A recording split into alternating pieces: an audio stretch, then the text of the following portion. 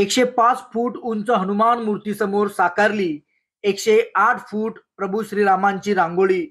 नांदुरा येथील हनुमान मूर्ती समोर साकारली भव्य रांगोळी. राममय वातावरणात सर्वच दंग. श्रीरामांच्या जय जयकाराने नांदुरा नगरी ही दुमदुमली. बुलढाणा जिल्ह्यातील नांदुरा येथील 105 फूट उंच हनुमान मूर्ती समोर प्रभू श्रीरामांची तब्बल 108 फूट लांब प्रतिमा रांगोळीच्या माध्यमातून साकारण्यात आली आहे. आज अयोध्येत प्रभू श्रीरामांच्या मूर्तीची प्राणप्रतिष्ठा होणार आहे.